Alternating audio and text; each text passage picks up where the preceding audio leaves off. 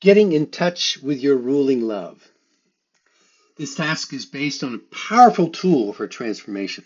Perhaps it's familiar to you. However, it is wonderfully brought into our everyday experience by Emanuel Swedenborg. What is a complicated psychological circumstance and process is made clear and usable for our spiritual growth. Here's the heart of the teaching. There are two loves that are at the head of all the rest of our loves, the two loves that lie behind all the rest.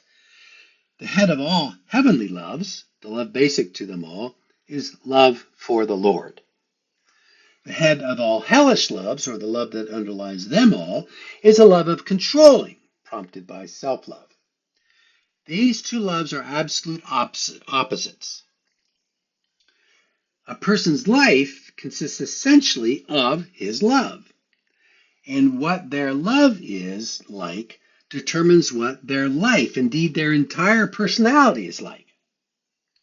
However, it is the dominant or ruling love in the person, that is, their love of whatever they see as their chief objective, that molds their character.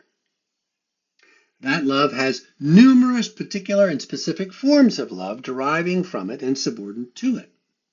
And although these may take on different appearance from the dominant love, it is nevertheless present in each one. It directs them, it employs them as intermediate objectives and looking towards and aiming at its own objective, which is the first and last of all.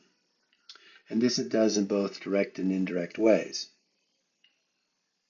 The way in which true factual knowledge in the lower natural part is arranged varies from person to person, since the pattern it assumes is imposed on it by the ruling love.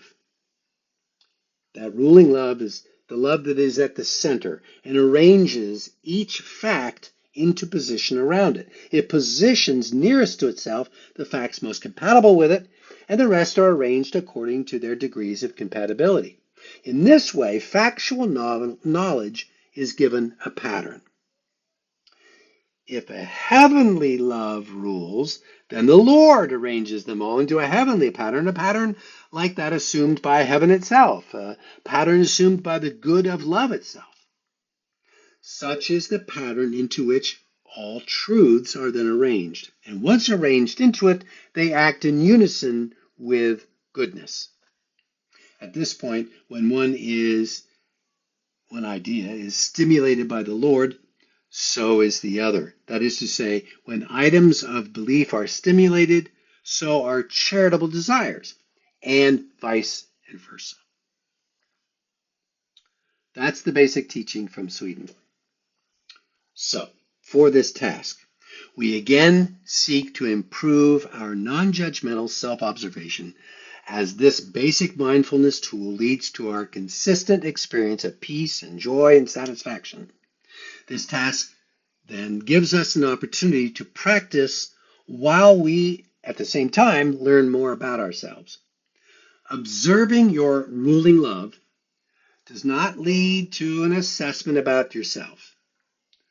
Resolving all loves and desires and emotions and the thoughts and actions that support them into one or the other of these two opposite loves seems dualistic and rigid. And certainly every desire, thought, and action is nuanced, often spurred by a variety of deeply held beliefs and desires. So here's the point. People's experience is that this self-observation, over time, many years perhaps, helps us resolve the mixed motives of our desires and thoughts and actions.